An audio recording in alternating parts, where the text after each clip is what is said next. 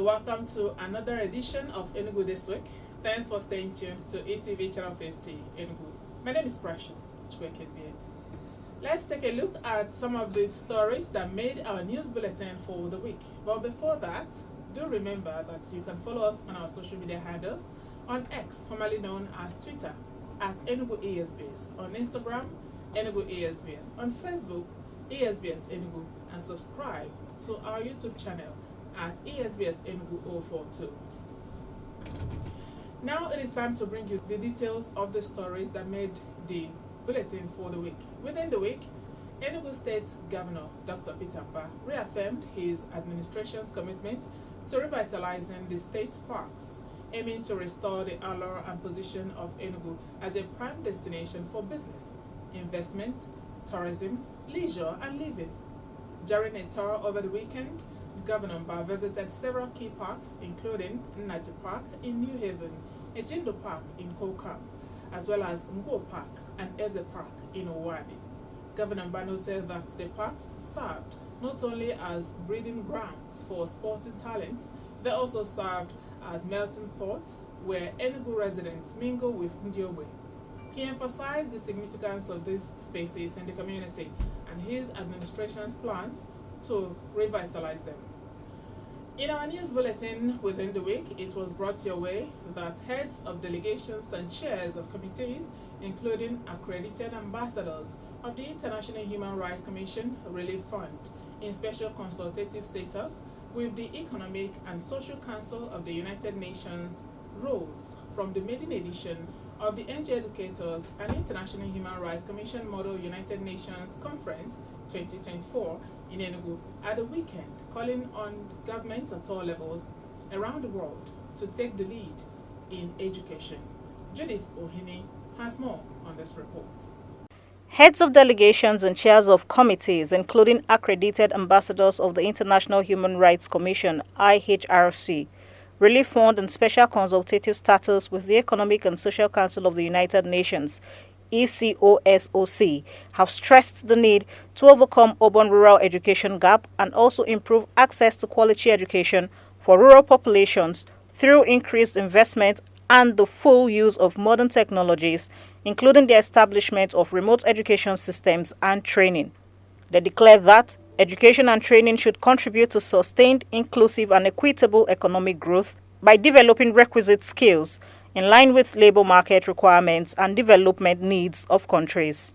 Their position was contained in the Enugu Declaration 2024, rendered by NGIMUN President and Director General Global, International Human Rights Commission, Relief Fund Trust, Dr. Tivnumon Ahure, at the end of the conference themed The Development of Education in Developing Countries. 19, we also call for ensuring full and equal access to quality formal and non-formal education and vocational training at all levels, including free and compulsory primary education, and for providing educational opportunities, including in science and technology from early childhood and throughout the life cycle, including lifelong learning and training, human rights education and learning, and adult and business education, and e-learning, including in information and communication technology and entrepreneurial skills.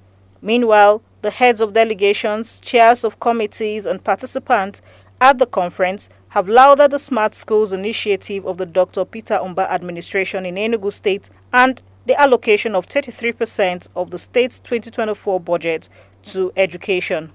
For ETV News, I am Judith Ohini. The wife of the state governor, Mrs. Nkechi Nyeremba, reiterated the readiness of Governor Peter Mba-led administration to address the plight of children and women in the state. Mrs. Mba, who disclosed this during the June edition of Women Prayer Network held at the Market Opera Square, said her office is making necessary efforts towards addressing some of the challenges affecting women and children.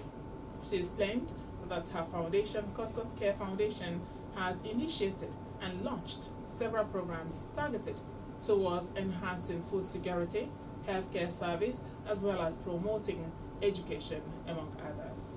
In a display of unity and solidarity, traditional rulers and political leaders in Enugu East local government area of Enugu State pledged their unalloyed support for the developmental strides of Governor Peter Mba.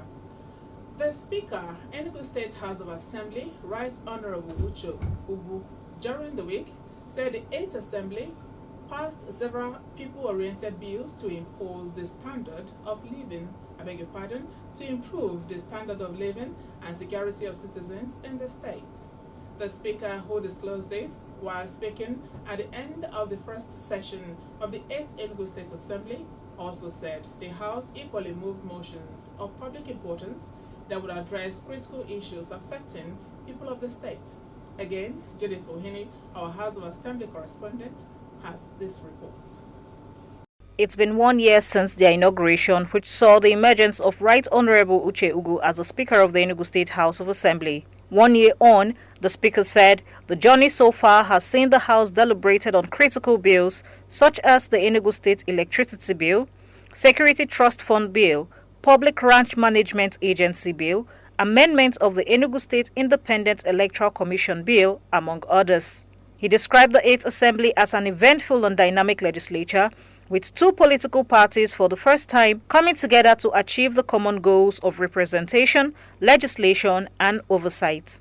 The Speaker disclosed that the current Assembly has enjoyed cordial relationship with the executive arm of government and dismissed insinuations that the 8th Assembly is rubber-stamped. Normally, people don't like to be supervised. When you give people responsibilities, when you give people contracts, irresponsible people anyway, they will want to cut corners. But during our inauguration, we also promised that we will take our oversight functions very seriously. And we are doing that. Yes, some contractors feel that we are giving them trouble. But we are here to give them trouble. They must work according to the specifications. Speaking further, the Speaker said the collaborative efforts of his colleagues in the area of oversight has ensured that contractors adhere strictly to specifications and projects being executed by the state government. It's all about providing leadership, especially when you have a supportive team. I've been in managerial positions in the past. I've been in leadership positions in the past. So, of course, it's not an easy one, but by the grace of God and with the support of His Excellency the Governor and the support of my colleagues, we have to push on and do the work because the job has to go on. Other members of the House, like the member representing Nkanu East constituency, Mr. Okeumba, the member representing Ogu South constituency, Mr. Anthony Wankwo, and the member representing Enugu South rural constituency, Mrs. Princess Obiajulu Ugu, all said the journey so far has been a learning experience and are certain of greater improvements and achievements before the end of 4 years. From what I've learned, I'm not planning a private member bill that I will soon be coming up with. Any question, anything from our constituents, we engage them, we make sure that we are close to them. I think I've gathered some level of knowledge, and in the ensuing year, we will be most likely seeing a lot of bills, a lot of laws by God's grace. With the end of the first session of the 8th Assembly, the House is now set to usher in the commencement of the second session of the 8th Assembly. For ETV News, I am Judith Ohini. And we also had it in our news bulletin, the commissioning of a debate tournament for youths with a whopping take-home of 15 million naira for the winning team by the Enugu State Governor. The governor, who announced this on his verified X handle, said the debate being organized by the Office of the Senior Special Assistant to the Governor on Social Culture and Self-Development with support from the private sector will feature 37 teams representing all the 20 universities in the state and the National Youth Service Corps members in the 17 local government areas of the state.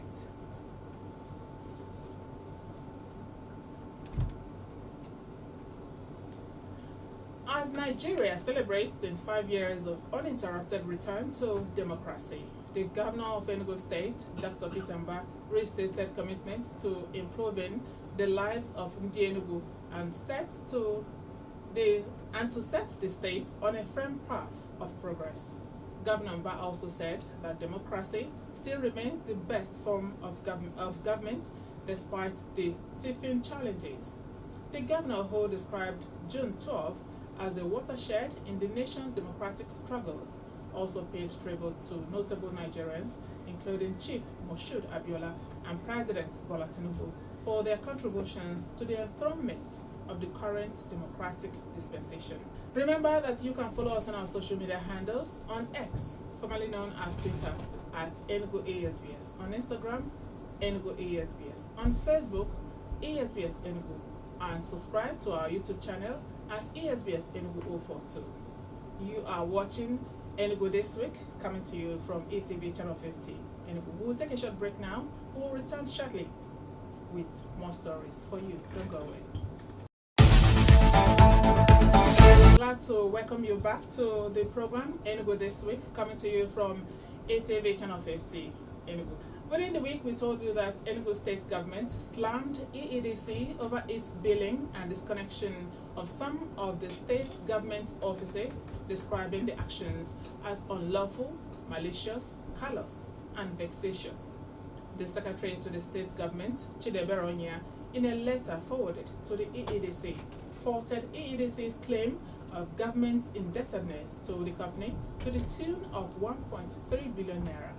It explained further that besides prompt payment of all electricity bills received from the EEDC since May 2023, Governor Peter Mba administration had equally cleared 2 months backlog of debts in line with the governor's commitment to offsetting all legitimate electricity debts inherited from his predecessors.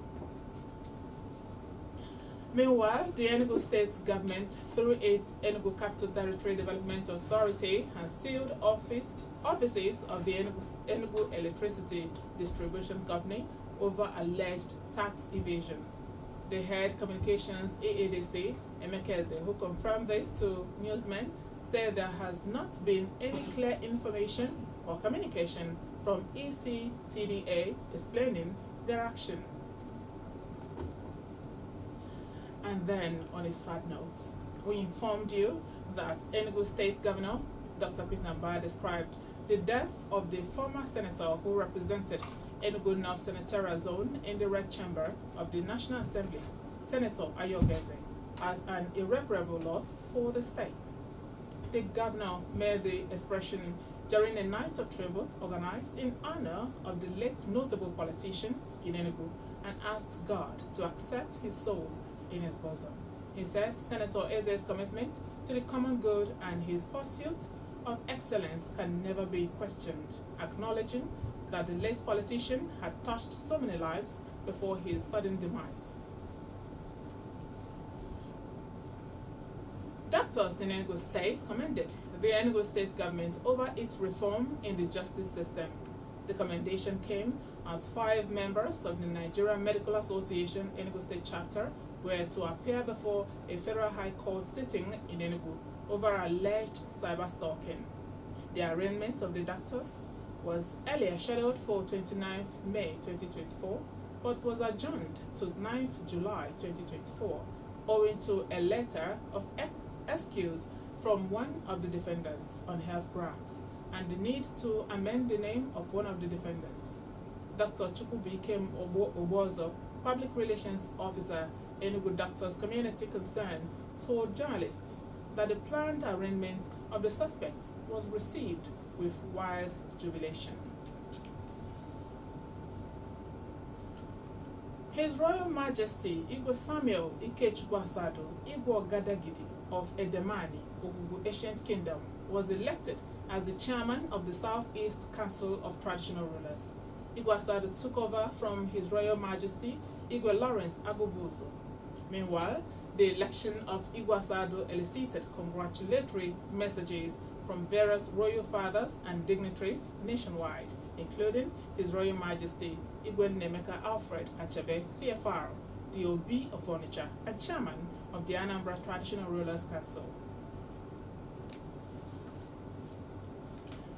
Federal Road Safety Corps said 4 persons lost their lives in the auto crash that occurred within the week at Ugwuonyama axis of the Enugu Onitsha Express Road, and not 25 persons as reported by media.